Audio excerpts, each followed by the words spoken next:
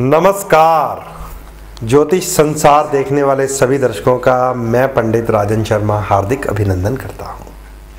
प्रिय दर्शकों, कल आपके साथ कीमती बातें साझी की हैं। प्रयास किया है मैंने आपको ये बताने का कि जब भी हम आपको किसी भी ग्रह की तारीफ़ें कर रहे होते हैं कि ये अब उच्च हैं, अब अपनी ही राशि में हैं, मित्र की राशि में हैं, शुभ फल देंगे, शुभ प्रभाव देंगे, और आपको वो प्रभाव ना महसूस हो रहे हों, तो निश्चित रूप से आपकी अपनी जन्म पत्री में पड़े हुए उसी ग्रह के अंदर कमजोरी होगी। ये समझ लीजिए कि टेक्निकल लैंग्वेज में आपको बता देता हूँ कि ऊपर से तो रेज आ रही हैं, हम उसे रिसीव नहीं कर पा रहे। हमारी बॉडी के अंदर एक नेचुरल रिसीवर होता है जो ग्रहों की रेज को हमारे अंदर भेजता रहता है, जिसे हम रिसीव करते हैं। ऋषि मुनियों ने इसे अपनी भाषा में कहा है यत पिंडे तत् ब्रह्मांड, कि जो हमारे पिंड में है वही तो ब्रह्मांड में है। और ब्रह्मांड और पिंड के बीच में जो किरणें हैं वो हम तभी रिसीव कर पाते हैं जब हमारे पिंड में उन्हीं ग्रहों के साथ संबंधित शक्तियां अपना बल लेकर बैठी हो। और अगर वो बल ना हो, हमारे शरीर में अगर वो बल ना हो उस ग्रह की शक्ति को रिसीव करने का, तो फिर हमें उसके रंगों का प्रयोग करना पड़ता है, फिर हमें उसके रत्नों का प्रयोग करना पड़ता है, फिर हमें उसे प्रार्थना करने के लिए मंत्रों का प्रयोग करना पड़ता है, उसके बल को अपने आसपास अपने ऑरा में रखने के लिए उसके यंत्रों का प्रयोग करना पड़ता है। इसे ज्योतिष कहा गया है। और वो ऑरा हमारे आसपास ही रहे, उस ग्रह के शत्रु ग्रह का त्याग किया जाता है, दान किया जाता है। याद रख लीजिए, क्योंकि शनिदेव की बात कर रहा था तो आपको शनि की ही बात बता देता हूं, क्योंकि उच्च रहना शनिदेव ने। ऐसा ना उच्च के शनि आए और निकल जाए, हम केवल सुनकर अपने आप को ठीक करने का प्रयास करते रहें, ऐसा बिल्कुल नहीं होगा। आपको एक्सपर्ट के पास जाना पड़ेगा, आपको पंडित के घर जाना पड़ेगा, समझना पड़ेगा इस सिस्टम को, फिर देखिए आपको लाभ होता है। उच्च का शनि देखकर मैं कह दूं आप काला कपड़ा पहने, आप काला रंग पहनना शुरू कर दीजिए, आपके आसपास एक आभा मंडल शनिदेव का आएगा। क्योंकि आपके अंदर शनिदेव की रश्मियां नहीं प्रवेश कर पा रही। जन्म पत्री का शनि मंगल के साथ हो सकता है, जन्म पत्री का शनि सूर्य के साथ हो सकता है, जन्म पत्री का शनि छठे, आठवें या 12वें भाव में जाकर कमजोर हो सकता है। और योगकारी ग्रह, आप अगर दैत्य लगन के हैं, आपका योगकारी ग्रह छठे, 8वें या 12वें घर में जाकर कमजोर पड़ा है, याद रख लीजिए, तो आपको नीलम रतन पहनना पड़ेगा। अगर आपका योगकारी होकर कोई भी ग्रह छठे, 8वें या 12वें भाव में है तो उस ग्रह को कमजोर मान लीजिए, उस ग्रह की शक्ति हमारे अंदर प्रवेश नहीं करती। तो फिर हमें उस ग्रह का रंग प्रयोग करना पड़ेगा, उस ग्रह का रतन इस्तेमाल करना पड़ेगा। शनि की बात कर रहा हूं तो काला रंग जैसे ही हम पहनेंगे, हमारे आसपास ऑरा में शनिदेव की रश्मियां आएंगी, और नीलम रतन अगर हमने पहना हुआ तो वो उस रतन के माध्यम से, जैसे रतन है, रतन के माध्यम से हमारे बॉडी में प्रवेश करता है। चाहे हमने गले में लॉकेट के रूप में पहना हो, चाहे हमने अपनी उंगलियों के ऊपर पहना हो, हमारा मध्य चक्र है, यहाँ पर मध्य चक्र में जाकर वो रश्मियां एकत्रित होती हैं। और आपको मैं विज्ञान की बात बता देता हूं कि हमारी स्पाइनल कॉर्ड के अंदर जो नाड़ियां हमारे दिमाग के साथ जुड़ी हुई हैं, उनका रिलेशन है इन तरंगों को हमारे अंदर प्रवेश करवाकर हमारे मस्तिष्क को जागृत कर देना। ये काम करते हैं ये रतन। ये एक टेक्निक है, ये एक समझ लीजिए कि साइंस है इसके पीछे। तो आपने अब जान लिया इस बात को कि अगर हमारी जन्म पत्री में ग्रह कमज़ोर पड़ा हुआ है, गोचर में चाहे जितना मर्जी उच्च हो जाए, अगर हम उसका इलाज उपाय नहीं करेंगे, उपाय का मतलब है कि इस काबिल नहीं करेंगे वो हमें लाभ देने लग जाए, तो हमें लाभ कतई नहीं मिल पाएगा। क्योंकि जन्म पत्री में पड़े हुए ग्रह के बल को देखना बहुत अधिक आवश्यक होता है। एक बात मैंने आपको और भी बताई थी कि हमारी जन्म पत्री में हो सकता है ग्रह बहुत उच्च पड़े हों, हो सकता है ग्रहों की प्लेसमेंट्स बहुत अच्छी हो सकता है हमने उनके स्टोन पहन पहन कर उन्हें और बल दिया हो, लेकिन फिर भी हमें कमज़ोरी महसूस हो रही हो, फिर भी हम ये महसूस कर रहे हो कि हमारे सफलता में अभी कुछ वक्त है, तो जान लीजिए आपकी जन्मपत्री में छाया ग्रह, 2 छाया ग्रह हैं, छाया ग्रह अपना बुरा प्रभाव दे रहे हैं। अब छाया राहु और केतु से बननी है। आपका बृहस्पति उच्च है, लगन है आपका कर्क, दशा चल रही है 16 साल के गुरु की। जन्मपत्री पंडित जी को दिखाएंगे तो सीधा आपको जवाब मिलेगा, पीला तिलक लगाया कीजिए, पीले वस्त्र पहना कीजिए, पीला पुखराज पहन लीजिए, दूध हल्दी मिक्स करके पिया कीजिए। आपको हर चीज़ बृहस्पति के अकॉर्डिंग बता दी जाएगी। अगर आपका योग कार्य उच्च हुआ, फिर भी आप कहेंगे कि भैया मैंने पुखराज भी पहन लिया, तिलक भी लगा लिया, मुझे इसका प्रभाव नहीं मिल रहा, तो फिर हमें देखना पड़ेगा कि इस बृहस्पति के ऊपर छाया ग्रह तो नहीं है कहीं, छाया राहु की तो नहीं है कहीं, छाया कहीं केतु की तो नहीं है, कहीं राहु की पंचम सप्तम या नवम दृष्टि में तो नहीं है बृहस्पति, कहीं केतु का बुरा प्रभाव तो नहीं है गुरुदेव पर, कहीं राहु और केतु के बीच में फंसे हुए तो नहीं है उच्च के गुरु।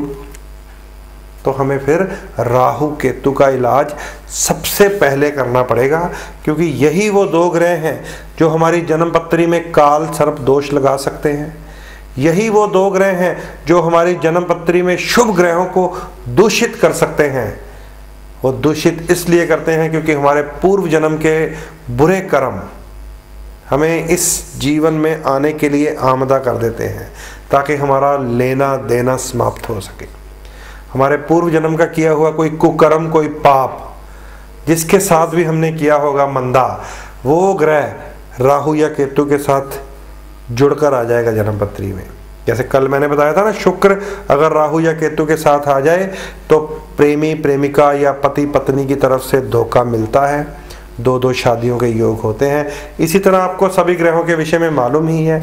चंद्रमा आ जाए तो माता दादी सासू माँ इनसे परेशानी होती है, मंगल आ जाए तो भाइयों से दोस्तों से परेशानियाँ आएंगी, बृहस्पति आ जाए तो पिता से दादा से और गुरु से परेशानी होती है, बुध आ जाए अपने ही व्यापार से, अपनी ही बेटी के कारण या अपनी ही बहन बुआ के कारण हमें जीवन में नुकसान उठाना पड़ता है, शनि आ जाए तो कारोबार का नुकसान होता है, हमें शनि राहु की प्रेत छाया के कारण या शनि के साथ केतु मिला होने के कारण मशीनरी लाइन में हम फेल हो जाते हैं, मैन्युफैक्चरिंग यूनिट बड़े बड़े बंद हो जाते हैं, क्योंकि मजदूर शनि का रूप है।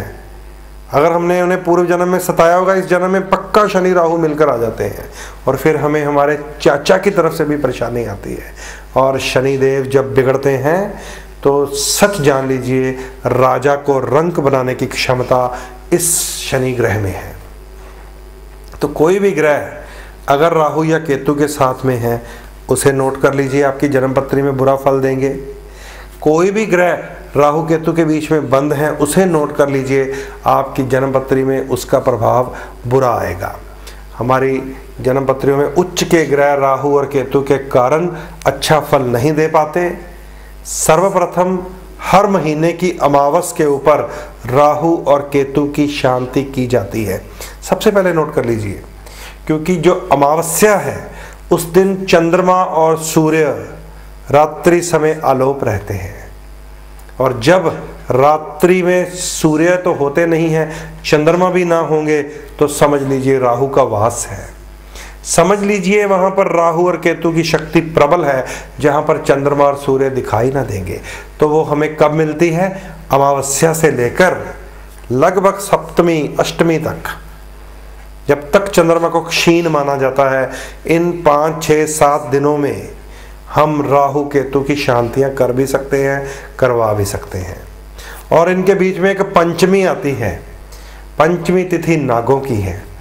हर महीने की पंचमी जो है शुक्ल पक्ष की पंचमी है, उस पंचमी को भी अगर हम भगवान शंकर को नाग अर्पित कर दें, अमावस्या को भी अगर हम भगवान शंकर को नाग अर्पित कर दें, 2 नाग राहु केतु के रूप में, तो भी हमें बहुत अधिक मानसिक रूप से शांति प्राप्त होती है।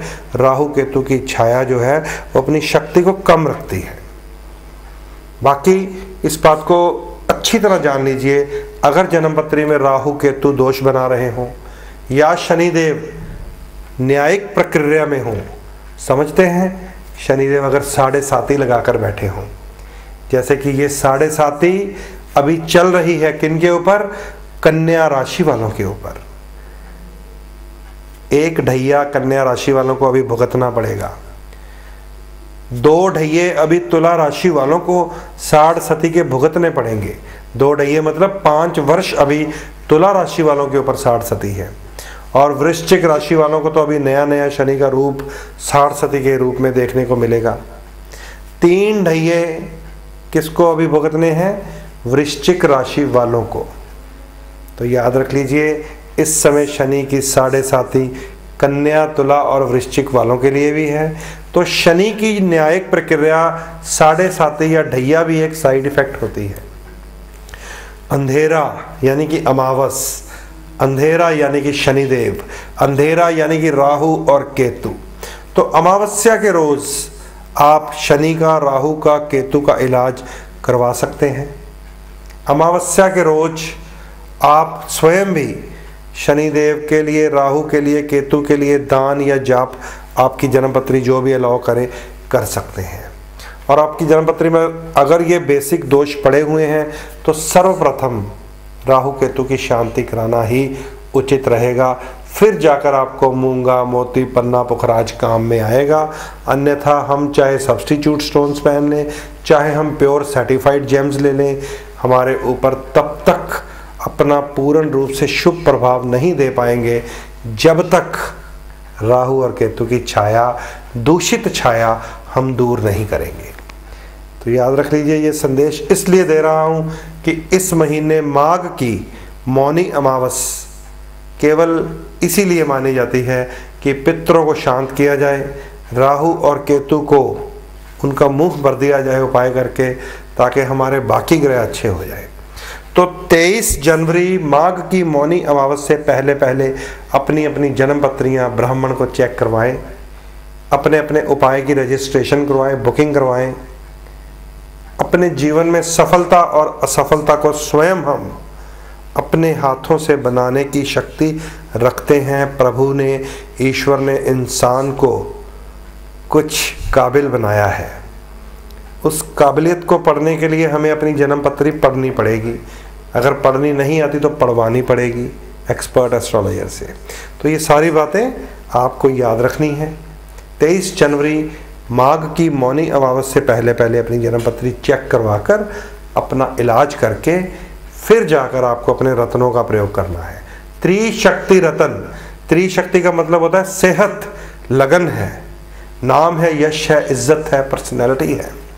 पंचम भाव यानी कि संतान का भाव, जिसको हम सीधा सीधा फिर गृहस्थी से जोड़ देते हैं। नवम भाव यानी कि भाग्य का खाना, किस्मत अगर साथ देगी, लगन, सेहत अगर साथ देगी, पंचम गृहस्थी अगर साथ देगी, तो संसार में सब साथ देंगे। कईयों के पास धन स्थान बहुत उत्तम होता है, लेकिन शरीर में बीमारियां लगी होती हैं। करोड़ों रुपया लेकर घूम रहे हैं लोग, किडनियां फेल हैं। करोड़ों रुपया है लेकिन हार्ट ब्लॉकेज है। तो आपको सबसे पहले सेहत, परम धन, लगन, पंचम, नवम, इस शक्ति को कैसे समझना है, अपने ऊपर प्रयोग करना है, ये आपको आपके एस्ट्रोलॉजर ब्राह्मण बताएंगे। इसके लिए आप अपनी जन्मपत्री स्वयं चेक करवाएं। तो ये संदेश को याद रखें, इन बातों को कल भी जारी रखेंगे। अपनी जन्मपत्री अगर आप दिखाना चाहते हैं तो टीवी स्क्रीन पर आ रहे नंबरों के ऊपर कांटेक्ट करके, अपॉइंटमेंट लेकर, सारी जानकारी हासिल करके आप मुझसे मिल सकते हैं। यही संदेश देता हुआ अपनी वाणी को विराम लगाता हूँ। नमस्कार।